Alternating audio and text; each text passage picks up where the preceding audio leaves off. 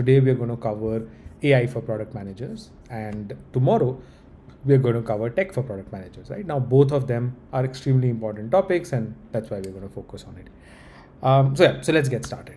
Now, right now, every product manager is now an AI product manager, right? It's not just something that I am saying. It's actually, if you look at the market, if you look at the JDs in the market, the job descriptions, people are categorically talking about how much they want AI in what they are going to do. So today, in the next hour or hour and a half, what I'm trying to do is I'm trying to condense all the things that you need to know as an AI for PM. Of course, impossible to cover everything in a short span of time, but I'll try my best to give you a detailed understanding of all the things that you need to know and try and go from there, right? Of course, if you look at the market, AI is everything right now, right? $500 billion worth of company value has been generated since 2022, and this is just from AI products and AI infrastructure so far. So that is why it's very important for us to become extremely AI native. It's very important for us to become extremely strong in AI, and that's why we're going to study that today. Before that, I'm going to use, of course, a presentation and a few live artifacts as well to explain some of the complex concepts, especially evals and RAG as interactive artifacts. So do stay around there, and I'm going to share that with you as well. Apart from that, also what I'm going to do is I'm going to share the recording of this on my YouTube channel. So you don't need to worry about asking if the recording will be available. It will be, but I would suggest attending this live because that's where the most fun is, and you can ask questions as well. Right, let's start with our session for today, and we'll start with some numbers, right, to understand what is the scale at which this is happening right now, right? There are three kinds of companies, there are three kinds of AI companies that are there in the market right now, and they are listed there. The first, AI native startups. Now, these would be your companies like OpenAI, Anthropic, XAI, etc. These companies, of course, did not exist, even 2-3 years ago, and now OpenAI is valued at over $500 billion. Anthropic, the company behind Claude, is valued at $183 billion. And these are companies that have essentially gone from zero to being one of the most valuable companies in just a matter of 3 years, right? So there's something that is happening, something that's seismic that is happening, because of which the world's biggest investors, the world's wealthiest investors, are investing a lot of money in these companies. The second kind of companies are big tech, your traditional FANG, MANG companies, right? Now, if you look at where Microsoft was, right, it was valued at around $1.8 trillion before they took the AI bet, right? Now, after they've taken the AI bet, they're valued at $3.8 trillion, right? At more than 2x jump in the last 3 years. And Microsoft has been there for around 40 years, right? But more than that has been the jump. Majorly why? Because of their investment in AI. Similarly, NVIDIA has gone 10x. Meta, 300 billion to 1.8 trillion. So a lot of the big techs are also taking heavy AI bets right now to ensure that they capture value in this entire ecosystem. And the third is where it gets most interesting for people like us who are aspiring to become AI product managers. This is essentially the application layer, right? Now, companies like Perplexity, companies like Cursor, 11 Labs, Lovable, etc. These companies, they don't own the models. They don't build GPUs. They don't build anything. They build on top of the infrastructure that is existing in the world. So they would use infrastructure from OpenAI, they would use infrastructure from Claude or Anthropic, and they will build on top of it. And that is where what it is called is it's called AI applied or applied AI product management. And that is the point of interest for all of us, right? That's where we want to talk about it, and that's where we want to be or we want to get into as an AIPM.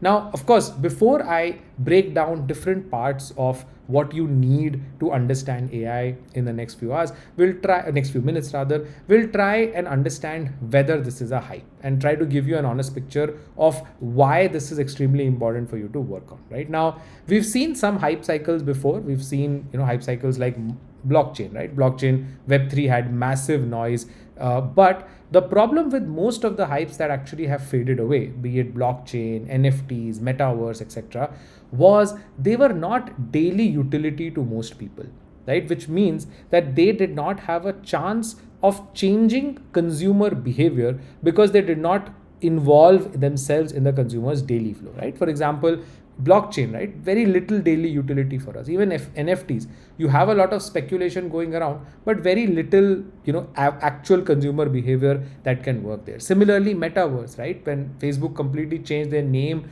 to Meta and all of that to bet on it, but again, not really a very big bet because it's not a daily use. So all of these technologies, of course, generated some valuation, generated some hype, but they never became part of your daily routine, or they never became part of your daily utility. But if you look at what's happening with generative AI, if you look at what's going on with ChatGPT, what's going on with Claude, Anthropic, and all of that, they have become part of your daily use, right? I bet most of you right now would have a browser tab opened with ChatGPT or Claude. I do, right? And you can use it to draft emails, documents, write code, plan some content, and all of those kind of things, right? So the biggest difference and why AI is not yet a bubble, of course, it may be a little overvalued than where it should be, but why AI is not a bubble is the fact that you need to understand that this has become a daily utility thing, and that is a fundamental difference. Now, of course, the valuation at which the companies are, they might be inflated, and that's not something that we can argue a lot. There is definitely an inflation there, but whenever a technology has become a daily tool, right, then it's not a bubble. The same thing happened with internet, right? Of course, there was a crash that came in, but because internet was a daily use thing for every people, it survived and came out stronger, right? So that is how you need to think about this particular direction. And right now, almost every single major player, right? Every single player, Razorpay, Freshworks, Postman, every single company, they are trying to embed AI into their products. Either they're trying to embed it into their internal workflows, so their customer support, sales agents, all of that, or they're trying to embed it inside their products for the end users, right? Cred, PhonePe, Paytm, all of these, they're trying to infuse some level of generative AI, not just because there is a hype, but because they actually can see value that this LLMs or this AI or Gen AI can add in whatever they're doing, right? So that is why extremely important for us to invest a lot of time on it. It's extremely important for us to see how this is structured and what it is, and go from there, right? Now let's get into the nitty-gritties and let's start covering what we want to cover today, and that's where we'll go. So we'll start with the technical foundation, and I'll try to make it as intuitive as possible. All of generative AI that you see in the market right now, right? ChatGPT, Claude, Gemini, Grok, anything. They all work on a very simple base called as an LLM. Now, what is an LLM? LLM is a large language model. At its core, it's just a system that determines the next token that comes out, right? That's it. That's the fundamental thing that an LLM does. So basically assume that you are in school, right?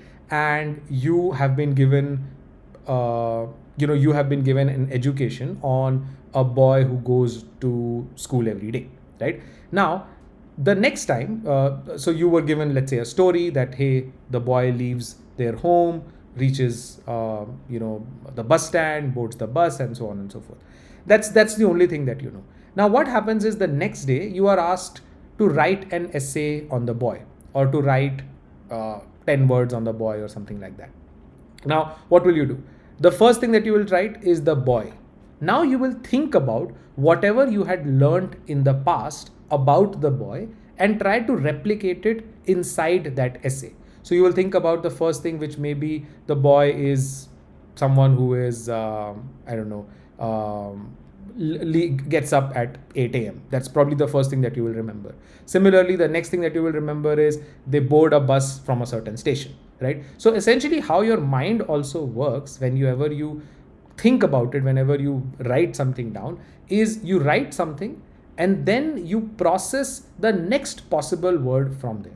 That's actually how an LLM also works, right? So fundamentally what has happened is an LLM has gotten trained on millions and millions of lines on the internet. This includes your Reddit, Quora, whatever, right? Everything included. An LLM is trained on all of that.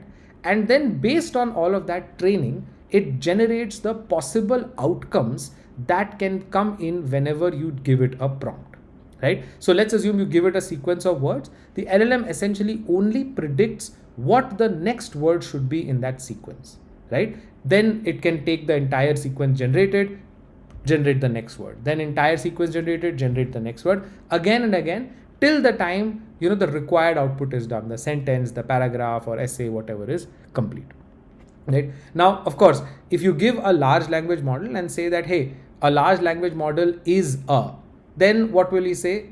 Neural, right? Neural network. That's one of the answers. Similarly, if you give it feedback and say that, okay, a large language model is a neural, then it will come out with network. So basically, whatever words have been generated, it uses that context and then generates the next word alongside it. Now, when it generates the next word, and we'll study that today as well, it's not like that there is a definitive word. For example, in the schoolboy example, when the prompt is, or the things generated so far are the boy goes to school via, right?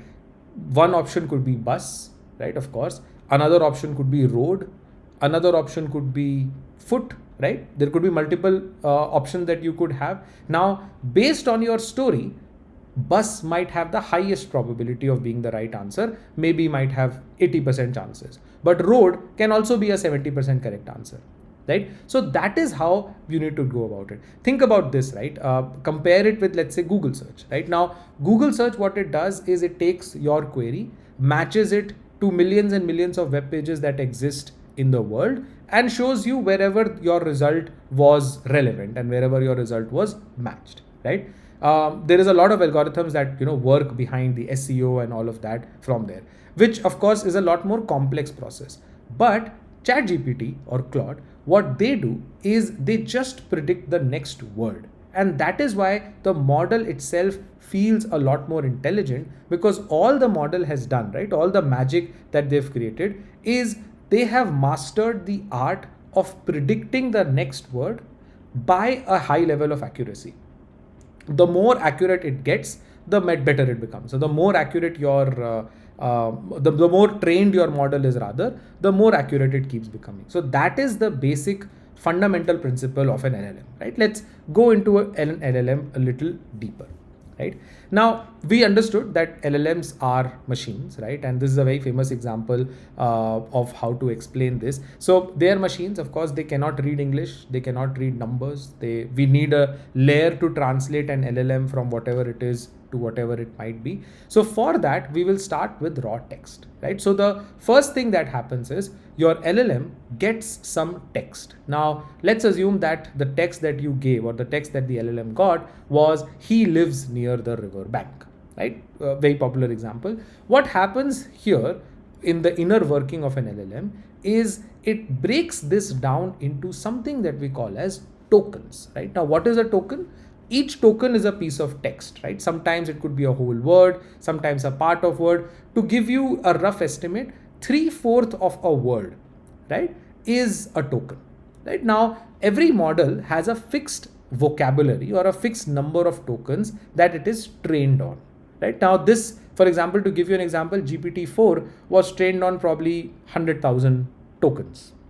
Right? Claude's latest model, so GPT 5.5, is trained on much higher tokens. So basically, a token is, for an LLM, a token essentially means the vocabulary of that model, right? So whenever you give any text in English to a model, which the text is he lives near the river bank, as you can see, what it does is it breaks it down into tokens. Right? Now, these tokens could be as word based. So each token could be he lives near the river bank. It could be HELI. So HELI. So again, if the LLM is not that smart in tokenization, it can actually break it down into he and LI together, which is of course going to make it difficult for the LLM. So most modern LLMs, if it's formatted well and all of that, it creates nice tokens out of it. And then each token essentially gets a numerical ID. So whenever you prompt something to an LLM, what happens is it tokenizes it, right? And those tokens then get stored, and then everything happens on this. But now, why is this important for you as a PM, right? This is an internal working of an LLM. Why is it important for you as a product manager? Now, there are two things that you have to understand why this is extremely important. First is pricing. Now, every AI API, right, be it Anthropic's API, Claude API, is going to charge you on API tokens. Let me show you that. I'm just going to open Anthropic API pricing, right?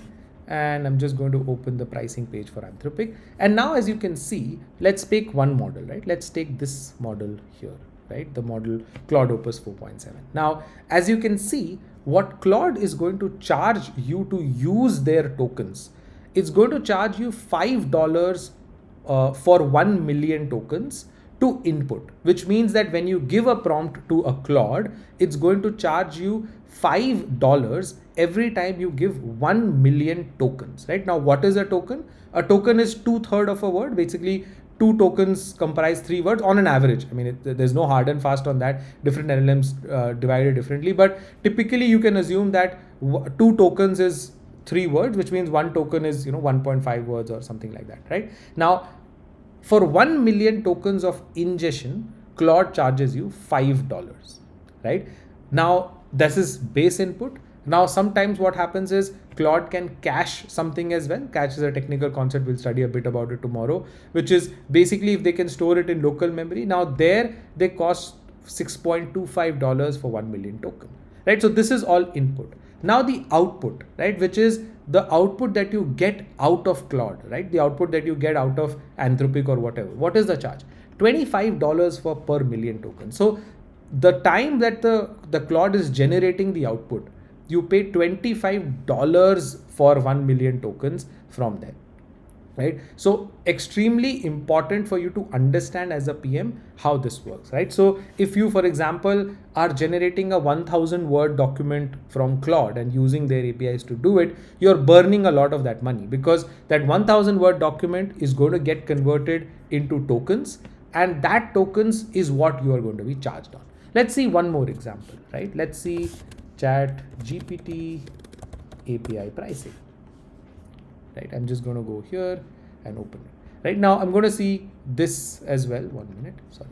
Yeah, I'm going to see this as well. Now, this is the standard pricing for ChatGPT. Now, as you can see, GPT 5.5 has a input price of $5 per 1 million tokens. So to input things to ChatGPT, which means the prompts that you write, they cost you 1 million. So for every 1 million tokens input, it costs you $5. Cache, like I said, would be cheaper for them because that is local, that is stored as cache. Output is $30 per 1 million tokens. So you have to understand whenever you integrate an LLM inside your product, this is how it works. Now, a good question here to ask is, hey, but I use my $20 Claude subscription or $20 ChatGPT subscription, and I don't pay this kind of money, right? I ask Claude to generate more and more, and it keeps generating more. It keeps generating 10,000 words, 5,000 words, 50,000 words. It still does not charge me this kind of money at all. Now, you have to understand as a PM, the business model for almost all these AI companies is very simple. They would lure you in with their consumer products, which is chatgpt.com, claude.ai, Gemini's website, Grok's website, etc., and give you a subsidized experience there, right? Give you an experience that is fully great, but it's subsidized in terms of money. Because you get used to the power of such products, you then integrate it into your company. And that is where these companies make money. So you have to understand that a business cannot use chatgpt.com inside their product, right? That's useless, because the user, you cannot send your user to chatgpt.com and get them to do things. You have to do it within your product, which means that you have to use something from ChatGPT, which is an API, which we'll deep dive tomorrow in on what that API is.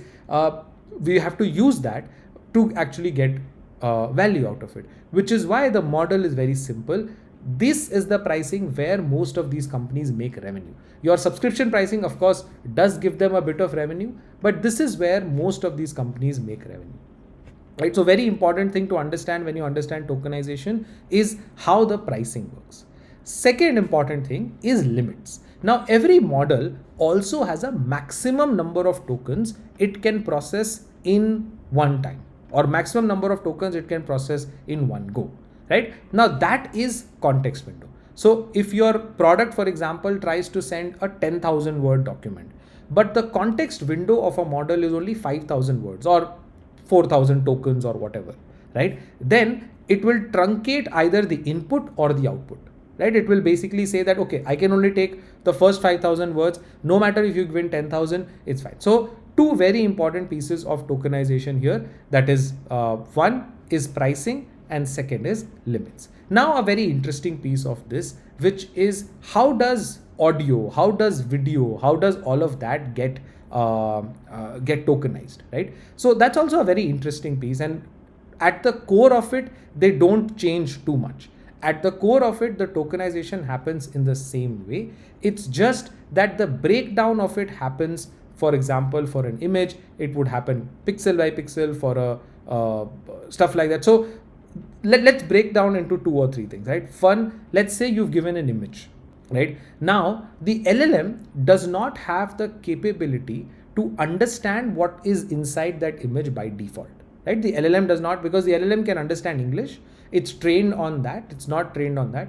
But an LLM usually has access to external tools like OCR reading, like document reading, and so on, which convert whatever is going on in the image to a prompt for the LLM. So for example, if I upload an image with a document with a text written on it, what would happen is the LLM will not actually process the image. The LLM will use an external tool to figure out what is written in this, that external tool being OCR essentially, and then save the text that comes out from there. It's an interesting concept. Of course, we'll spend more time on these things in other sessions as well, in terms of how technically they're stored. But at the crux of it, everything is either converted directly, or it's directly into a text, or everything is converted via certain tools, right? Now, as I said, quick rule of thumb, 2 English words are equal to 3 tokens. Not exact, but close enough for your calculations whenever you're trying to calculate for pricing and so on and so forth, right? So that is something that you have to look at, right? Now, if you're using APIs, right? If you're using any company's APIs to actually integrate, let's say you're a PM at Razorpay and you're doing fraud detection via LLMs, you have to be very careful about the number of tokens that you send and the number of tokens that you come, because most of these companies have a credit card on file and they don't have limits to what you can spend. You can of course spend there, but as a PM, you would not want your users' experience to get broken down just because your card limit hit and so on and so forth. I've actually known companies burn through $50,000 a month on certain APIs on Claude just because they were not smart enough with this. And that is why it's it's difficult for it's important rather for PMs. Otherwise, it gets very difficult from wherever you are in terms of converting the tokenization of an LLM into money. So very important for you to understand this, right? Now this is basically how an LLM functions. We'll go deeper into different methods and all that. But let's understand how the LLMs that you use every day, right? How do they get created, right? How do they get created? Now, whenever an LLM is created, the first stage is pre-training, right? What is pre-training? Pre-training is basically the place where the model consumes everything on the internet, right? So PDFs, books available, Wikipedia, Reddit, Quora, forums, blogs, code, capability, anything, right? Everything that is there on the internet, the model consumes that. Now, what I mean by when I say consume that is the model creates training data, a massive set of text corpus based on which the model tries to identify and learn patterns of language, right? Because it's a language model. So basically what will happen, the model will go through each and everything that is there on the internet, each and everything that is there on Reddit, and actually spend time to consume all of that data and get trained on it, right? Think of it as raising a child. In the first few years, you expose the child to the language that you speak, right? Parents, people around the child, they would speak in Hindi, English, Kannada, whatever. Based on that, the child keeps absorbing the language, right? They watch TV, they might watch sports, they might watch YouTube, and so on and so forth. So what happens is you're not actually forcing them and telling them that, hey, this is how you should behave, or this is how you should do. They just absorb the language and they understand certain words. They match patterns, and they reach a certain stage where they can start having a conversation based on that pattern.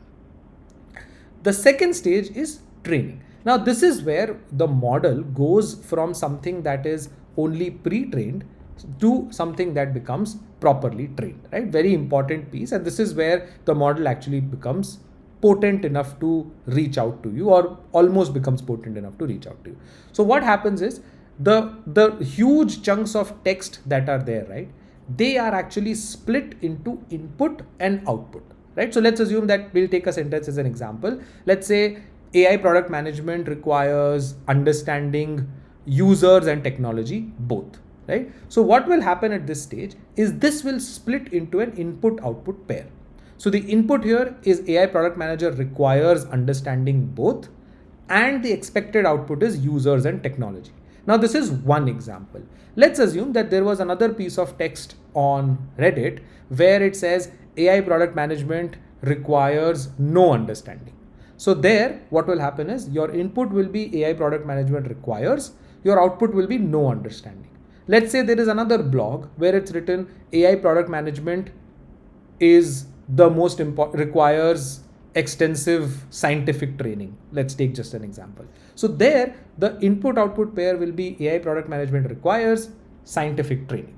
So what happens here, what is going on here is that the large chunk of millions and billions of lines that the model has consumed now gets segregated nicely into an input and output combination, right?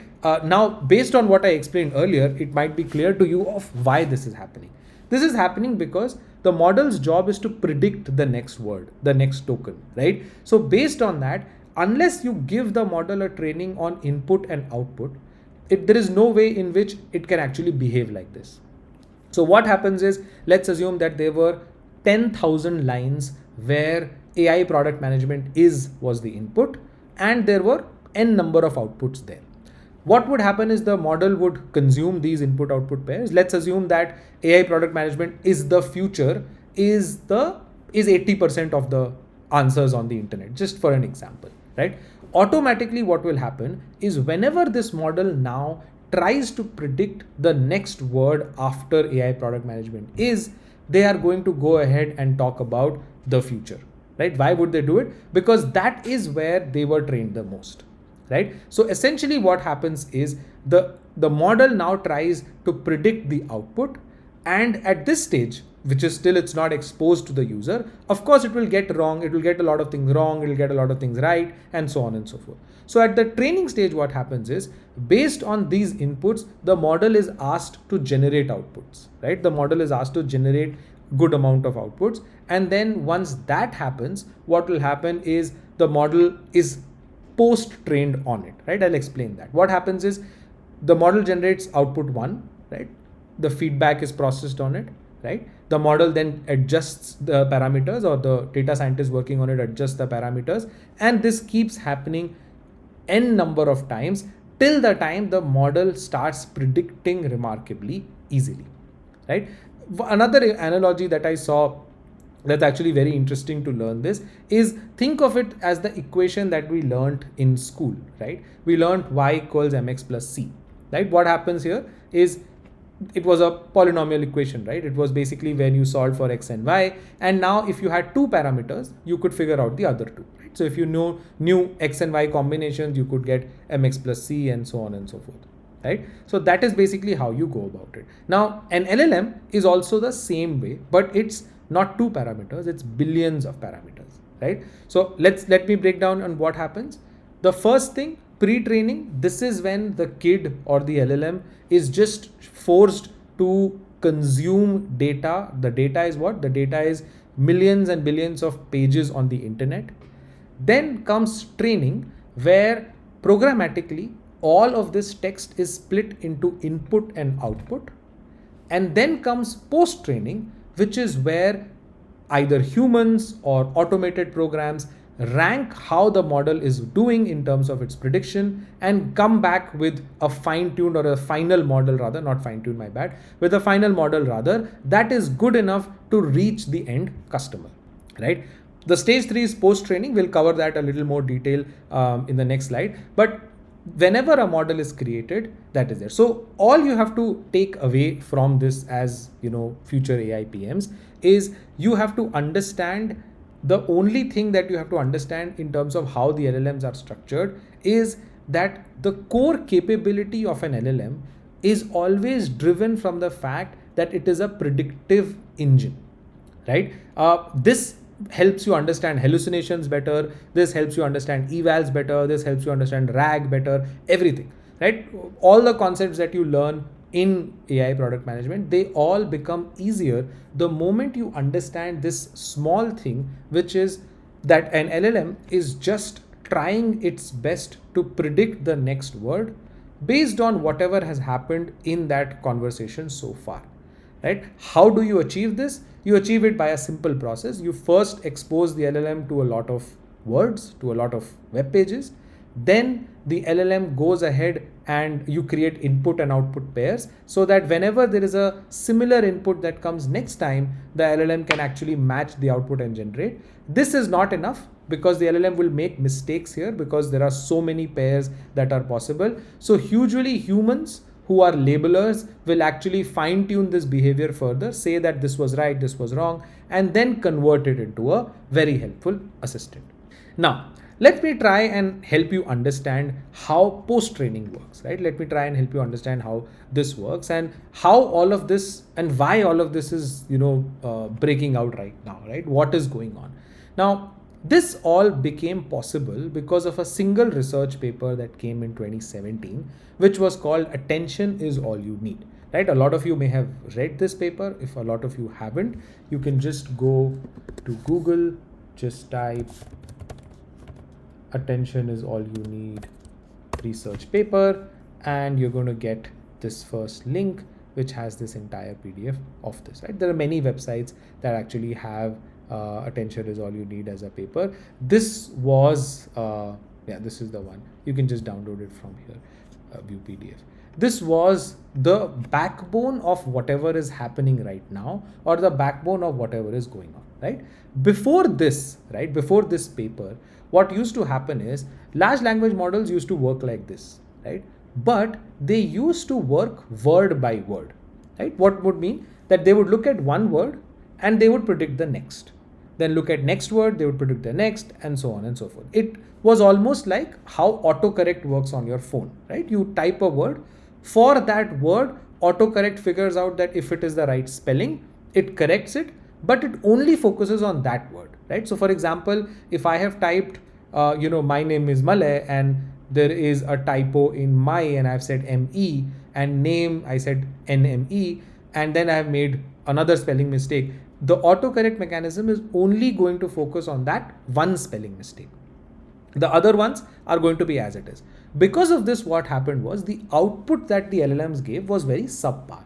Why? Because what happens is, let's assume that you're trying to generate words, right? And you're trying to generate a simple line called India is a great country, right? Now you start with India. Now, based on just India, you try to generate the next word, right? Now you see billions and billions of input-output pairs that they have been trained on, and you find that, okay, is probably the most common one amongst all the outcomes that are there. So I'll generate is. But now the problem is that the next word is generated based on is, right? Which means that there is a big problem, right? Because now I cannot really generate anything meaningful on is.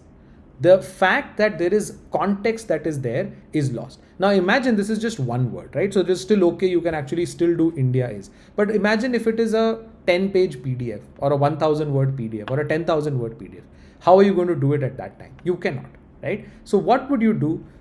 So that is why the outcome of LLMs was very subpar, right? But there was a paper that got released, which was called Attention is All You Need, which talked about transformer architecture, This basically changed everything. What did transformer architecture do? It introduced something that is called as attention mechanism, which basically allows the word to look at every word, but in context to other words simultaneously. So instead of saying India, instead of only focusing on is, the LLM now, because of the transformer architecture, got the opportunity to say that is my word, but this is actually related to India, which is why I can actually generate the next word, which is great. Now when I look at India is great, great is my main word, but this is linked to India is, and that is why I can generate my next word, which is great country. So that is how you could look at it, right? There are many examples. The example that I gave, the popular one, which is he lives near the river bank, right? Now there, bank could mean a financial institution or a river bank and so on and so forth. But if you look at only one word, the LLM would not be able to understand it. So transformers basically changed everything from there, and that is where the output for an LLM skyrocketed. But of course, there is a problem here. Every word needs to pay attention to every other word, which means that there is an enormous amount of computation required, right? Because of course, for one line, it's okay. But let's assume there is a 10,000 line document. Now, this means that when you are processing the 10,000th word, you have 9999 other words that you have to cross-link with this word to give the LLM an entire context. This is where the existing CPUs, right? What were those CPUs? The ones that we use in our computer usually, right? The ones that we use, the Intel CPUs and all of that, they actually were trained, or they used to process things parallelly, right? What used to happen is they used to do one word, next word, so on and so forth. So the CPUs that we used to use were not able to handle this load. This is where GPUs came out, right? What was a GPU? GPU was basically a CPU only, but it was designed for parallel matrix multiplication, right? What basically it does is it was able to generate, or it was able to render millions and millions of lines together, right? GPUs were already important. Why was it important? If you have played games, or if you play games, or if you played games earlier, you would understand that in the early laptops, there used to be something called as graphic cards, right? And if you had a better graphic card, your game's performance was better. So if you're playing, GTA San Andreas, and you had an NVIDIA high-tech graphic card, what would happen with that, or a high storage graphic card, your performance of the screen or the game will be much better. Those became extremely relevant here because the GPUs were already trained at processing the entire set of pixels of your screen together. That is why, NVIDIA took off and so on and so forth, right? So what happened essentially, this transformer architecture came in, people realized that, oh, this is a great way of making sure an LLM gives a great outcome. Everyone was happy. They tried it with our current CPUs, didn't work. Why? Because CPUs were not powerful enough. Then they felt that, hey, for gaming, we use already graphic cards. Graphic cards are already adept at processing so much information together. Why don't we use them? And that is why they started, and that is why companies like NVIDIA just took off from there, right? It's one of the most valuable companies in the world right now because NVIDIA makes most of the GPUs that everything runs on, right? As a PM, of course, you will not require to encounter this too much, but understanding what a GPU is, understanding why a GPU even came into existence, what really happened is very, very important, right? Now let's understand, the PM part of it, of what really makes this the most challenging from there, right? Just before we move, I'll quickly recap. What have we done so far? We have understood, of course, an introduction. Then we've understood the core essence of an LLM, which is the fact that it tries to generate the next token. We have understood how tokenization happens and how companies are able to make an LLM generate this via input-output pairs. And then we talked about transformers, which is basically why GPUs became so important, right? So we know an LLM, we know how the core principle of it is, and then we also understood that it requires GPUs to run. Now let's focus on some of the PM stuff, right? And this is one of the most important things and the base of everything that you do with AI later. So it's the base of prompting, it's the base of RAG, evals, fine tuning, even everything. the biggest challenge with an LLM, right? The biggest challenge with any LLM that is there is that it is not a definitive answer. Now think about it like this. Let's assume that you were a product manager and you were building the next Swiggy, right? Now what would happen on Swiggy? You would see a list of dishes, you would select a dish, you would place an order, and the order will come. Now this is a definitive outcome. It is a deterministic outcome. What does deterministic mean? It basically means that if I have ordered paneer tikka on Swiggy, I am going to get paneer tikka every time, right? Of course, barring the edge cases. Because paneer tikka is what gets ordered in my cart, paneer tikka is what reaches the person in the restaurant, the paneer tikka is what gets picked up and it comes to me. This is where PMing was straightforward, right? You just had to focus on UX and all of that. Now comes AIPM, which is where the product changed from a user selecting a paneer tikka to an AI agent selecting a paneer tikka. Right? Now an AI agent is of course based on an LLM, which means that an AI agent, which means that an AI agent needs to run on an LLM to figure out. Now when an AI agent searches paneer tikka or finds paneer tikka or looks for paneer tikka, there is a possibility that the outcome is not paneer tikka. Right? Why is this? Because at the end, an LLM is only predicting the next word, right? Which means that an LLM takes whatever is already there, predicts whatever is +1 of it, and goes ahead with that. That is a big difference in how products get made. So earlier, if you created a button, and if that button was to check out on a web page, it was fine, right? Because you coded the web page and you coded that. Now, if an AI agent is checking out for the user, at every step, the LLM can actually come back with varied outcomes. To give you an example, let's take a word of he is a. Now, the model cannot predict with 100% confidence that the outcome should be this. So, for example, when you're ordering paneer tikka, the model has paneer tikka is a.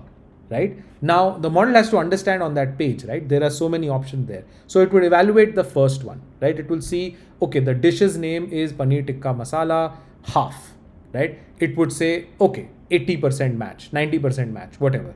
Then there would be another one that would call only paneer tikka full, right? Again, 85-90% match. Then there would be another one that would be called butter paneer tikka, 65% match, 70% match. Now an LLM can actually be stochastic, which means that essentially an LLM can pick one of these as long as the output probabilities is high, right? Which essentially makes it difficult for product managers to actually create great products, because I may have created an agent that allows that you tell that agent that, hey, I want paneer tikka. The agent goes ahead and checks Swiggy and they find paneer butter masala tikka, which is according to the LLM a 65-70% match, and based on that it predicts it, orders it, you get disappointed because something else came compared to what you really wanted. So that is why the main crux of the LLM, or the main crux of what AI product managers are doing, if you look at RAG, if you look at solving hallucinations, prompt engineering, eval writing, everything that is a skill right now for AI product managers are all because an LLM is stochastic in nature, which essentially means that because the same prompt, the same text, the same paneer tikka can give you paneer tikka masala, can give you paneer butter masala, can give you multiple things, which is why a PM has to handle this in this, right? Of course, there's a value is a lot, right? You don't have to worry about ordering something an AI agent can order, but it comes with all these caveats, right? So that is why everything that you have to understand from this lens, right? The most important thing that you have to understand when you start studying LLMs or applying LLMs is any output that an LLM gives is always stochastic in nature, which means it's always a chance to change. I'll give you another example, right? Now, let's assume that on a particular day, right, on Swiggy AI again, 1 million people asked the agent to order chicken kebab for them, right? Now, what would happen? On run one for this AI agent, what will happen is they might pick up the highest percentage, 80%. Run two, they might pick 80% again. But for 1 million times, there will be some time where the probability of 30%, 20%, 10, 50, whatever will get picked. Right? So for most users, it will be fine. But for a few users, it will break and then they will lose trust completely because the agent ordered something completely different. Right? It can actually become really terrible because sometimes what can happen is I ordered paneer tikka masala, but in the 1 millionth run, there was one run where the agent ignored paneer and only looked at tikka masala and ordered chicken tikka masala, which was completely different. Right? So that is why it's important for a PM to handle this. Right? This can show itself, or it can be handled via prompt engineering, it can be handled via RAG, via fine tuning, via writing great evals, anything. But all of it is because an LLM is stochastic in nature. So that's the first key concept that you have to understand and note from today. LLMs, how they work is one part, but for a product manager, the biggest difference is that it is stochastic. Now let's understand how this how works and what you can actually do to handle this, right? Because we've understood that this is what we are trying to handle.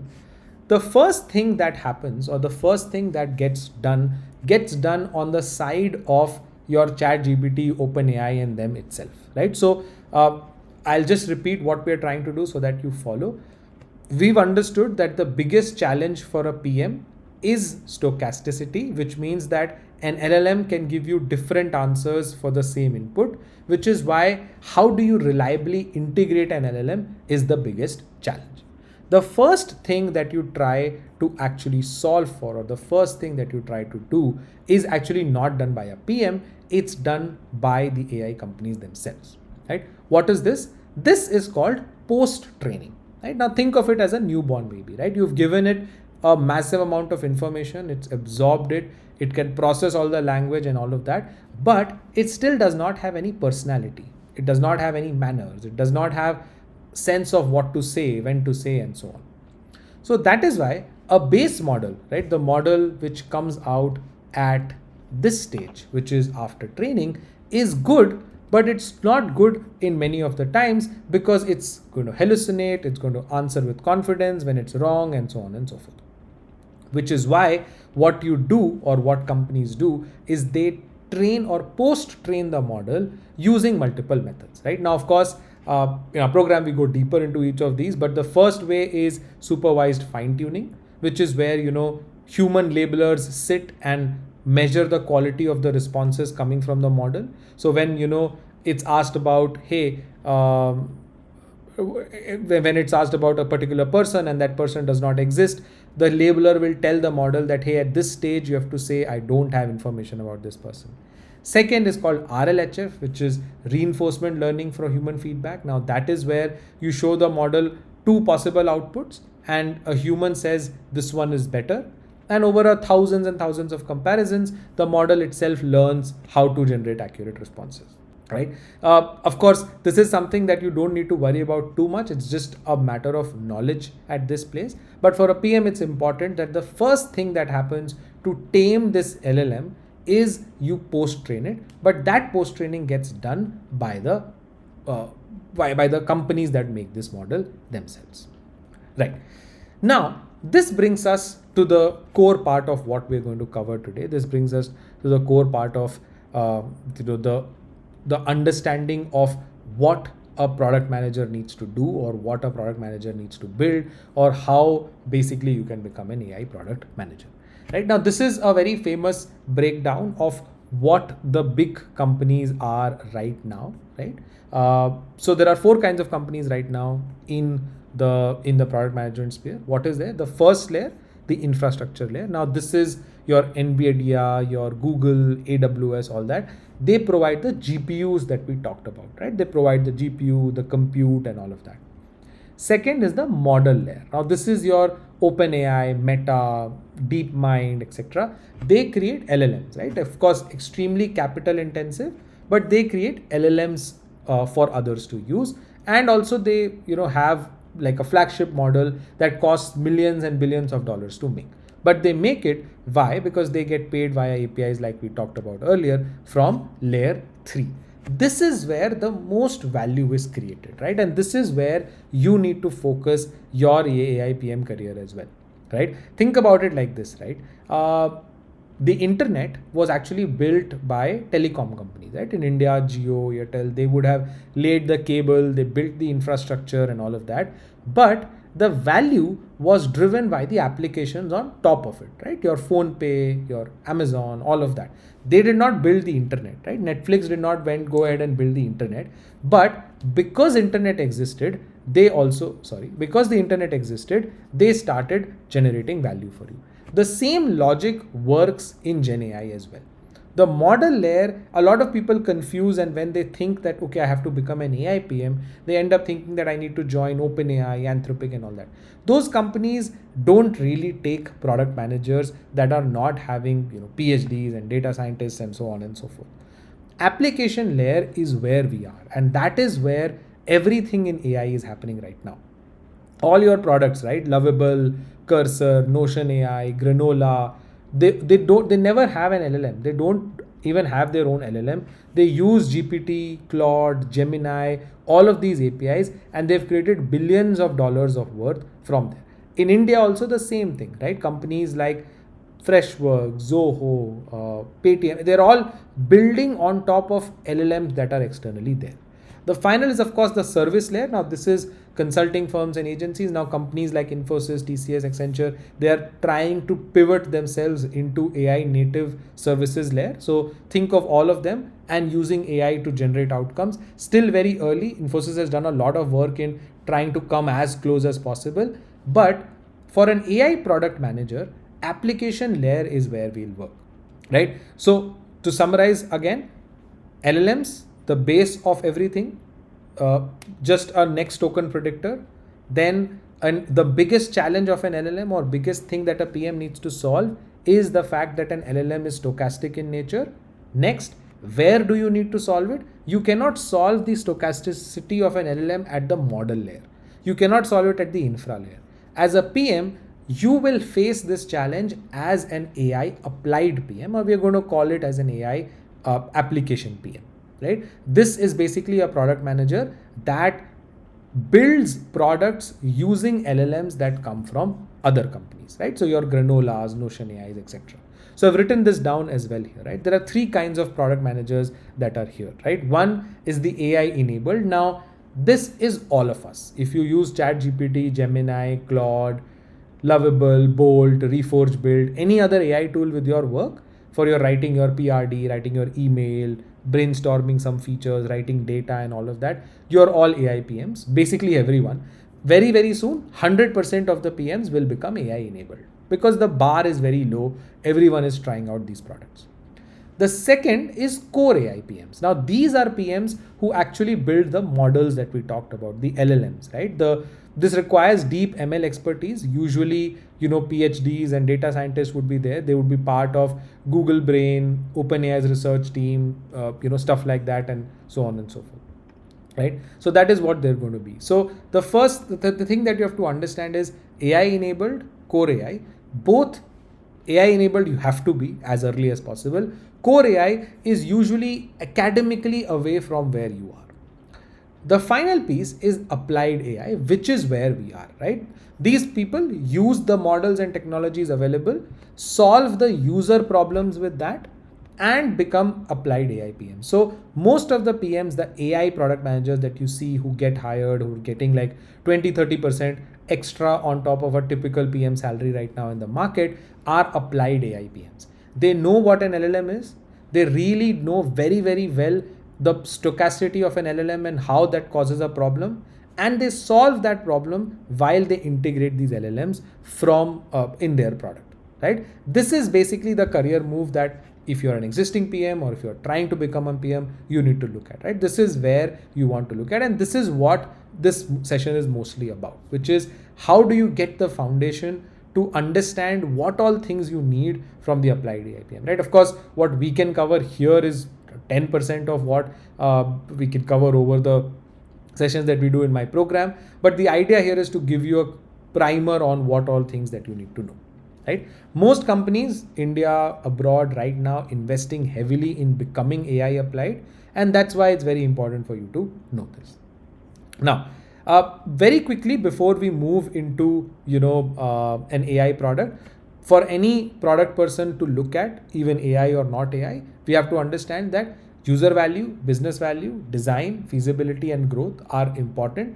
They basically don't change. So even if you are an AIPM, even if you become an AIPM, whatever you try to do, it is irrelevant. I mean, basically, you don't force fit AI into things. The logic of what a user is valuing or what generates business value remains the same. That's just one bit. But now we'll take some more stuff and try to deep dive into it. For any AI product manager, right, we have taken a simple case study. We have taken a simple case study of a meeting transcriber, right? Now, if you go to our chat right at the beginning, you would see that someone joined with a meeting transcriber called fireflies.ai. So let me just open their website, and yeah.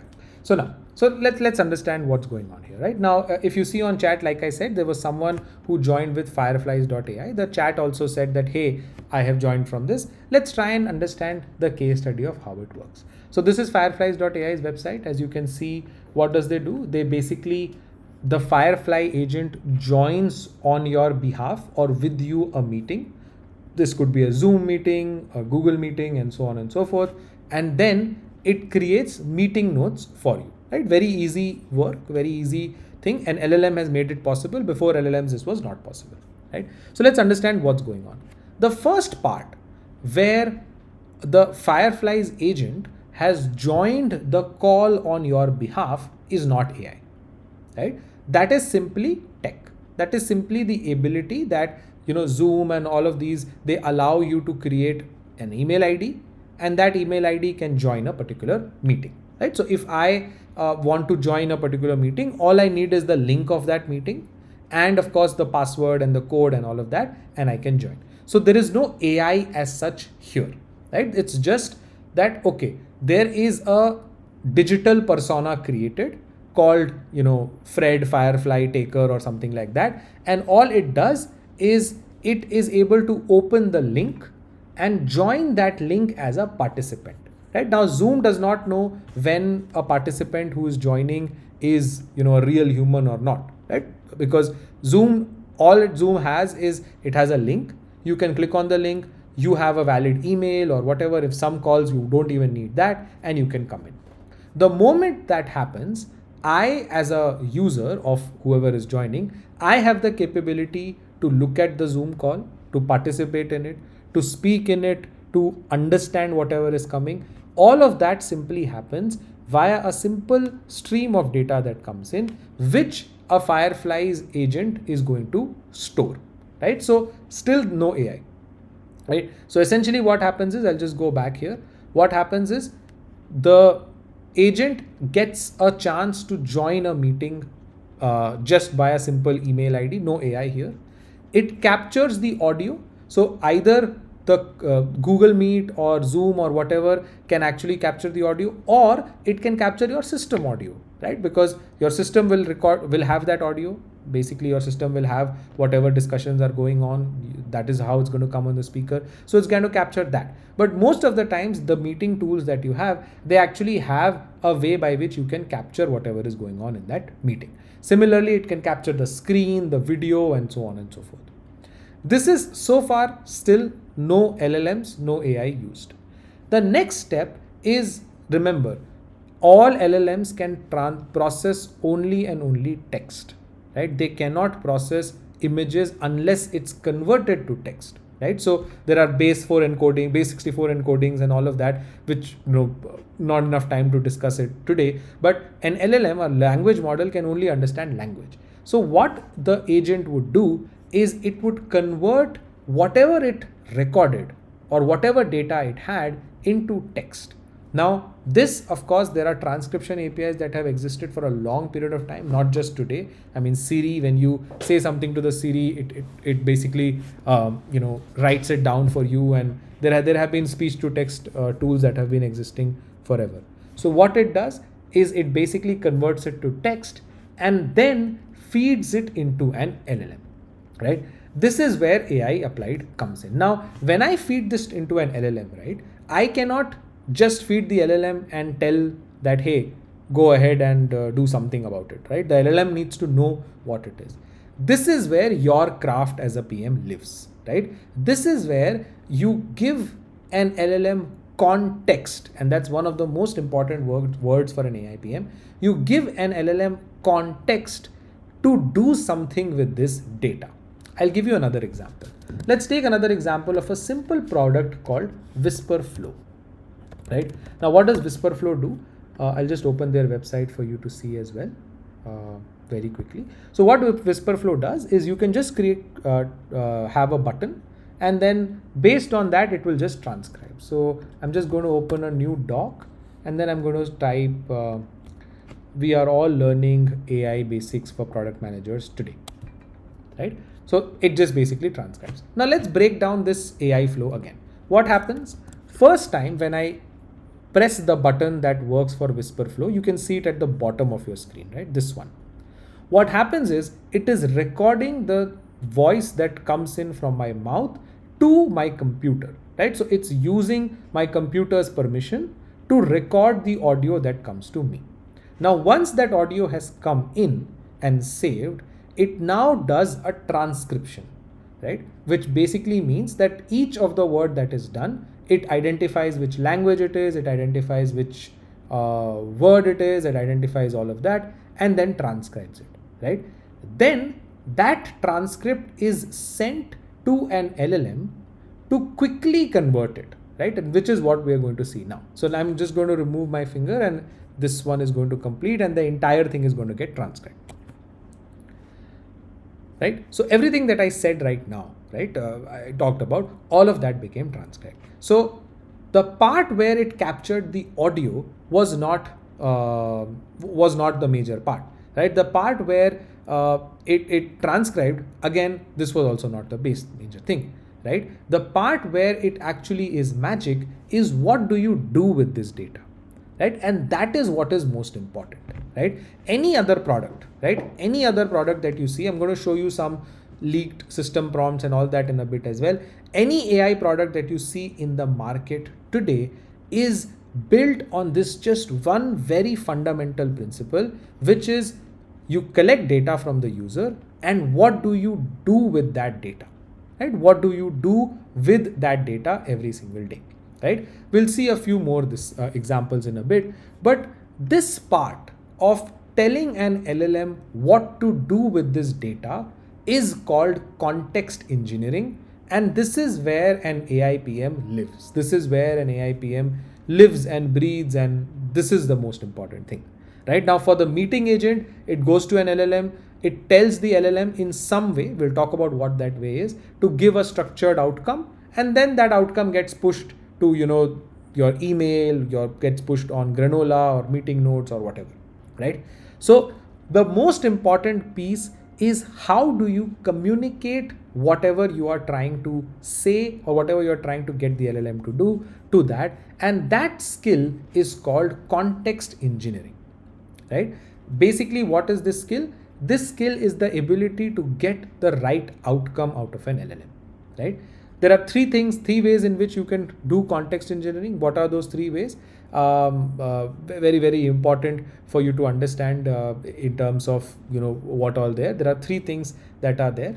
I'll use what Andrej Karpathy mentioned in one of his articles, and he was like former head of AI at Tesla. So basically he calls this the delicate art and science of filling the context window of a model with just the right information for it to perform the next step, right? Art and science both. Very important, and very important for you to know as well, right? Now, of course, basically what we're trying to do here is we are trying to improve the quality of AI output by supporting it with a few dynamic things, by supporting it with prompt engineering, by supporting it with RAG, by supporting it with fine tuning, right?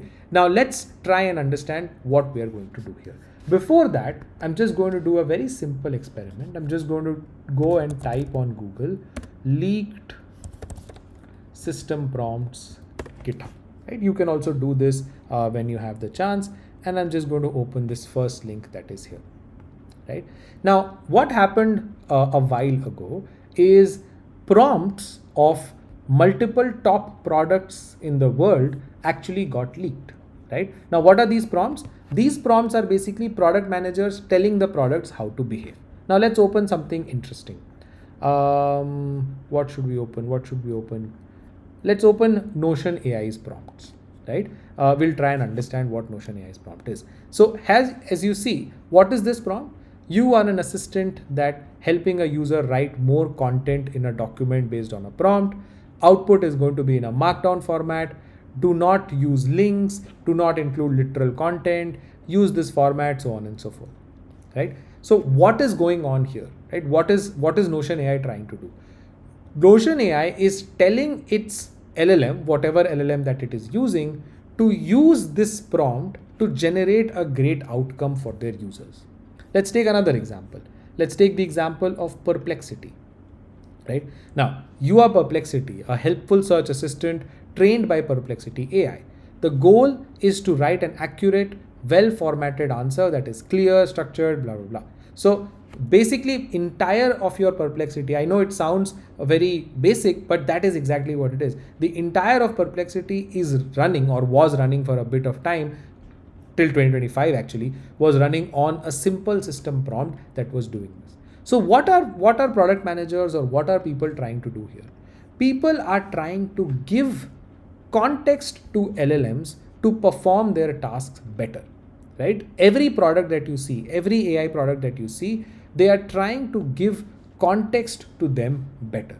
And what are the ways in which you can give this context? The most common method in which you can give this context is prompt engineering. What is prompt engineering? Prompt engineering is what you saw right now in the examples I showed you. Prompt engineering is basically giving the LLM a very specific standard prompt that the LLM can continuously use or that the LLM can continuously build on top of, right? As you saw Notion's prompt, as you saw this is called a system prompt. So giving the LLM a great system prompt is the first way in which most of these companies give context to their LLMs. What is the second way? The second way is called RAG. What is RAG? It's called Retrieval-Augmented Generation, where you feed dynamic data, right? You feed real-time data, documents, etc. to the model so that it's able to use the information inside that model to generate better answers. Third is fine-tuning, which is where basically you retrain the model again. Remember the part where we talked about, how post-training works and how, model training works. Fine-tuning is where you retrain the model itself on your own input-output parameters. Instead of what the OpenAI or whatever company did, you use your own parameters to generate, a better outcome from the model. This is where the main AIPM craft is. When to choose prompt engineering, when to choose RAG, when to choose fine-tuning. There are costs involved with each of them. Prompting is of course the most simple, the most direct way to do it. RAG is a little complicated but improves your outcomes a lot. And then fine-tuning is of course the best in terms of getting the most correct outcome from there. But this is where your craft essentially lies, right? This is where your craft essentially goes in and tries to understand what you're trying to do, right? Now, we will just quickly understand, we'll first do prompt engineering, and then we'll quickly understand. So we'll understand each of these three and then we'll wrap up for the day. Now, the first thing that we have to understand is prompt engineering, right? Now, what is prompt engineering? Prompt engineering is basically a simple way by which you tell the LLM or you design prompts from the LLM to get a good outcome. Right? There is a very simple 6-step process that is there for prompt engineering. What is there? The first is, decide which prompt you need to do really well, where you need to invest a lot of time. Assign a role to the LLM always, right? Assign the role saying that, hey, you are a senior researcher, you're a senior product manager, etc. Specify the output that you're going to get, right? Give me a JSON response, give me a table, keep it under 200 words, those kind of things. Then think in steps, right? Tell the LLM that, hey, break it down into smaller pieces. Don't give me the entire outcome one by one. Give me the outcome one by one. This is called chain of thought as well, but that's the fourth principle. Fifth principle is to give a lot of examples. This is called few shot prompting technically, but essentially it means that whenever you're writing the prompt, you give a lot of examples to people, to the LLM for it to do that. And then finally you set constraints, right? Do not assume that information is there, that is not provided, do not hallucinate, and so on and so forth. If we go back to our leaked prompts, right, and we go back and maybe see Meta AI's WhatsApp prompt, right? If you break down this prompt further, right, and you can of course go through this, I'll just drop the same link on chat as well for you to open in parallel if you want. But for the same prompt to be used, for the same prompt, as you can see, these 6 principles are always there, right? As you can see, you're an expert conversationalist. So this is the Meta AI that you chat with on WhatsApp, right? This is what is the background. That agent is told to behave like this every single time that they do. So that agent is told to go wild with mimicking a human being, except that you don't have your personal point of view. So it's told that you don't have a personal point of view. You have to use emoji, slang, colloquial language. You're companionable and confident, able to code switch casually between tonal types and so on and so forth. So if you go through these prompts, you will understand that this is why Meta AI behaves in a certain way, because it's told to be like this. Now, the best way to write a prompt is, of course, to follow the 6 principles that I mentioned here, which is you go ahead and talk about how you invest, you go ahead and assign a role, you talk about what is the kind of output you expect, you break it down into steps, give a lot of examples, and then set constraints, right? So as you can see, they've given specific examples also. Remember, keep in mind, this is a complex topic, or any other synonyms should never appear if you attempt to remind people. So they've given a lot of directions of what you're not going to use. So you will not lecture people to be nicer. You will not use phrases that imply a sense of pride or moral superiority, etc. So why Meta AI is usable, why Meta AI is this thing. Now, of course, these prompts were actually leaked. So they were not available or they were not made public. But if you just Google search system prompts leaked, you will see a lot of Reddit threads, you will see a lot of GitHub threads where all of this is there. So XAI's prompt, Perplexity's prompts. So you can see that, GPT 5.5 prompt, right? Again, if you see the thinking model of GPT 5.5, this is the prompt, right? Why is it so powerful? Because it's written on enormous length of prompts like this, right? As you can see, it's very fascinating to see, what all is plugged in, why 5.5 performs so well. Of course, the model has to itself be trained better. But as a PM, because you're not working on the model, right? You're working on how you can get the output from the model better. Prompting is probably the best thing. Of course, in brief, I've told you whatever we could in the limited time we have in terms of the 6 steps that you need to use. The next way to give an LLM better context is RAG, R-A-G. Now, what is RAG? RAG is basically a simple way by which, instead of the LLM, let's say the LLM is trained on everything, but you are working at Salesforce. Now, Salesforce has a lot of internal documents. Now, there is no way for you to actually give the reference to the model for those internal documents. RAG allows that. RAG allows you to give raw PDFs, docs, data, etc. directly to the model as attached PDFs, and then the model can use that for their use case. Let's see how. When you give the model this data, there are 2 things that happens. One is that model gets, the model stores this data, or the LLM stores this data. Now, how does that happen? This is called as a RAG pipeline, where what happens is, when you say that, I'll just create a showcase and artifact. So this is a RAG visualizer here.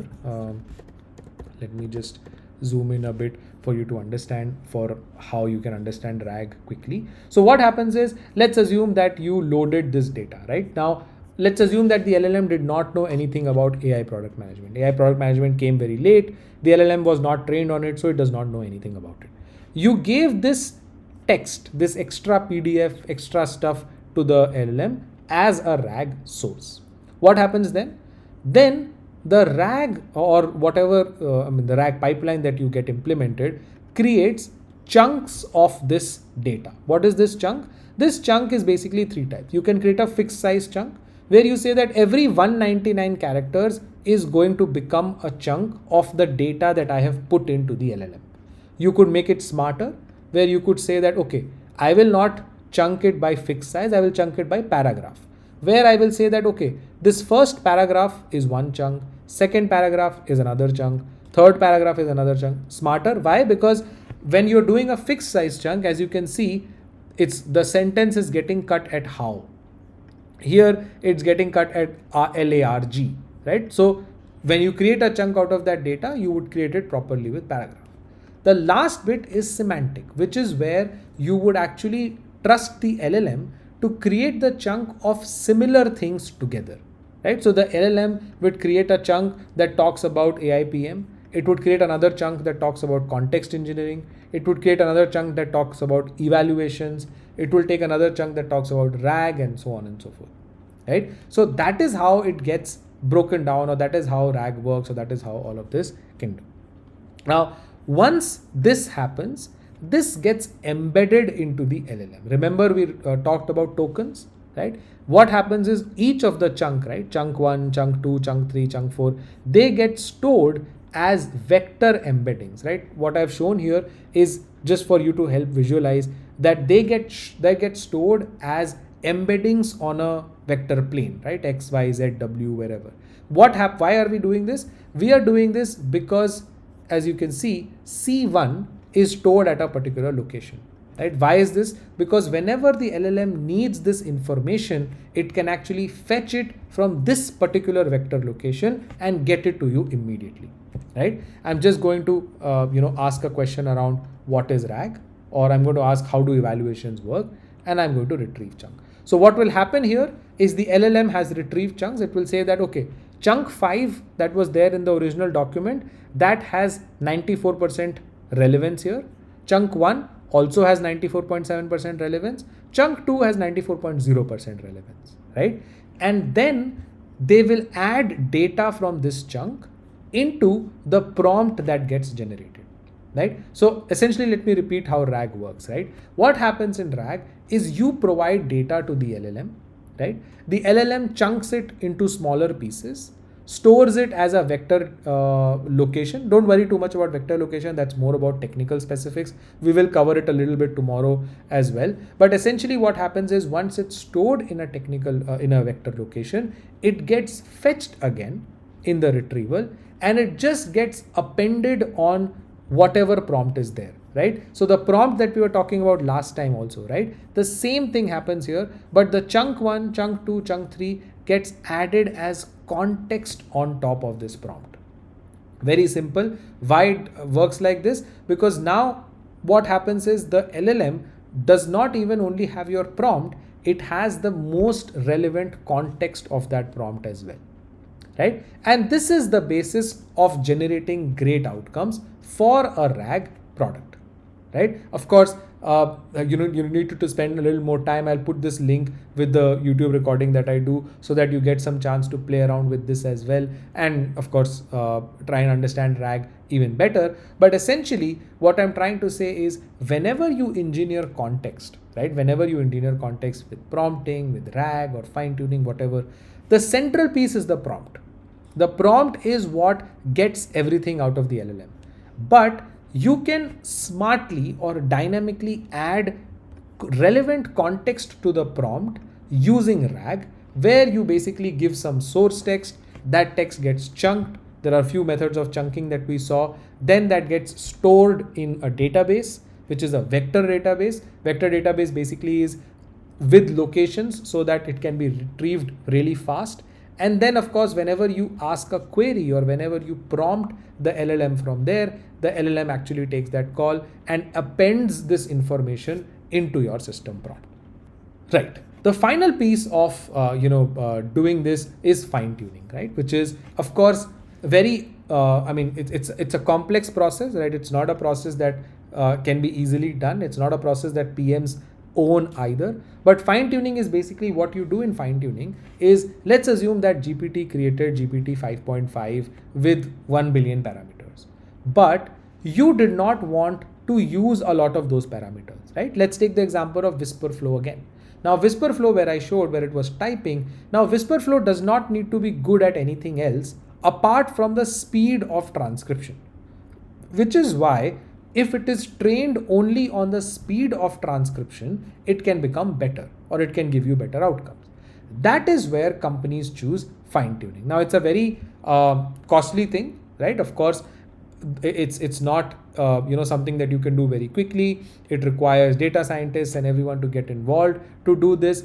And of course, as a PM, you don't need to worry too much about fine tuning because you are less likely to see it on a day-to-day basis. But basically, fine tuning is where the base model, right, the input output pairs that we created, if you remember, that base model itself gets changed, or that base model itself, the parameters that model gets changed on top of it, which makes fine tuning of course most powerful. Because let's assume that I want to create a model that is going to go inside a medical application, right? Now I don't need the LLM all of the random data around engineering or all of the random data around law and Ayurveda, etc. on the LLM. I want just allopathic medical information and that's it. Or similarly, if I want to do something for law, then I don't want the LLM to know medical data because it is going to pollute the kind of outcome that LLM is going to give.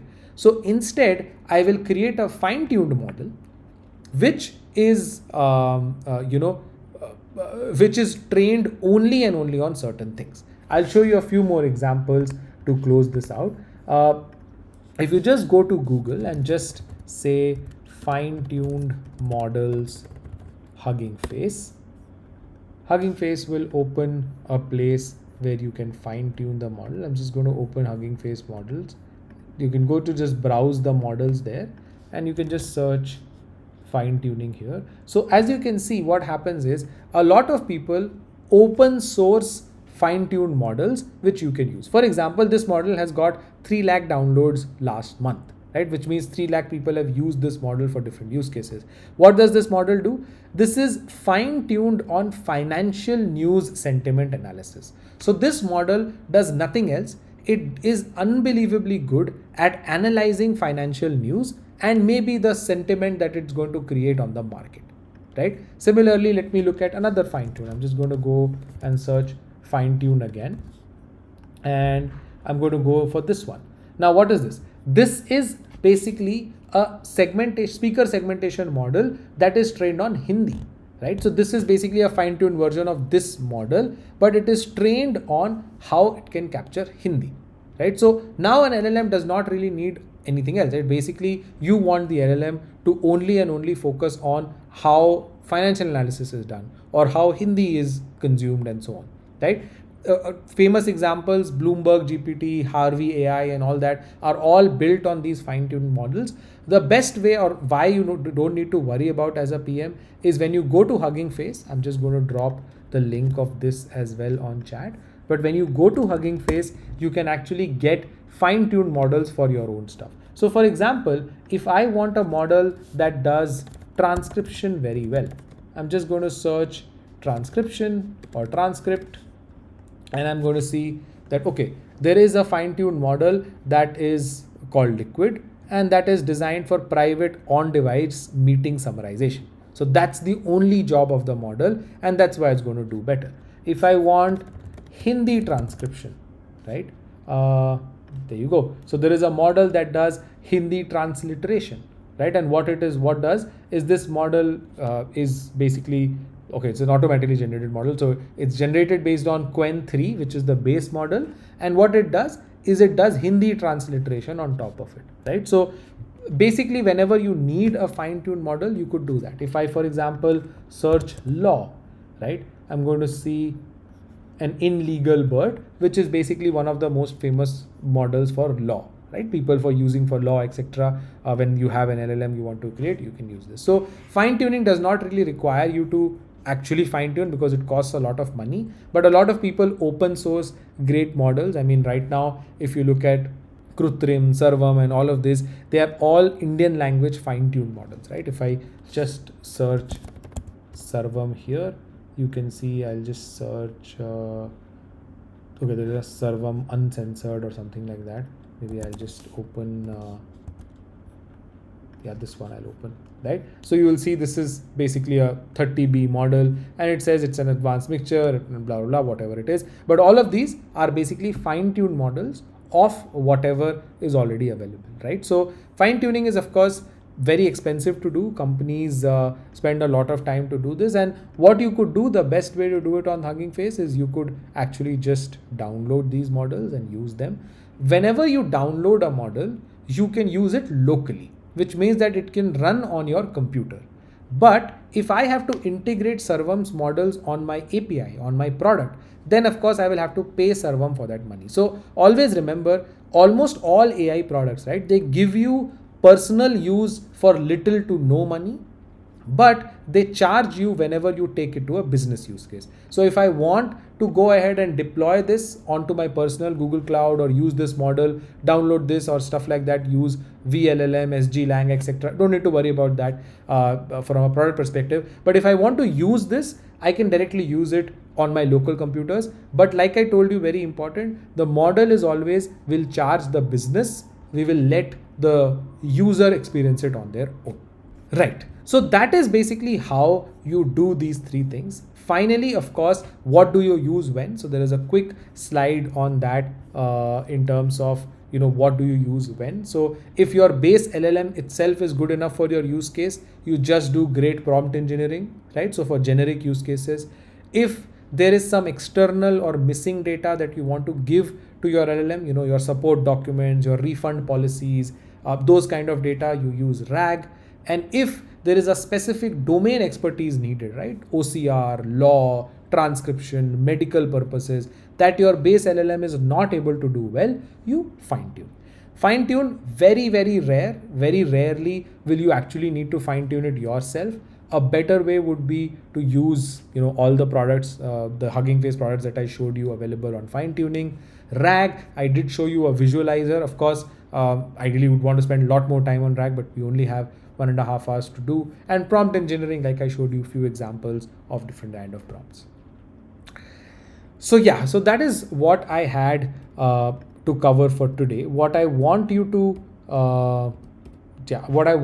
focus on now is start experimenting and building something on top of this. So don't stick around with whatever we've studied today. Start going and reverse engineer. So pick one AI product, any AI product that you use.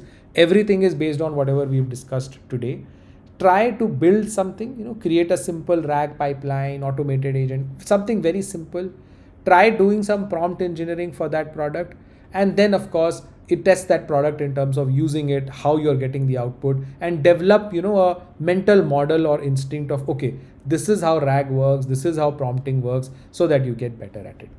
Right. So this is basically how what I wanted to cover today. Tomorrow, I'm going to focus more on tech for PMs. Of course, there is a lot of information condensed, so you will need to go back to it, apply it using this plan that I created from there, and that's something that you will have to look at. All right. Thank you so much for joining, guys. I think great to see so many of you joining and so many of you sticking around as well. And yeah, thank you so much for sharing the kind words. Yes, Shubh, you can use the link that I shared to make it. Yes. If you have any specific questions in terms of your background or how you want to go about it, you can just reach out to me on WhatsApp. Of course, ideally I would want to spend like more and more time doing this, but we only have like 90 minutes to trying to cover as much as I can.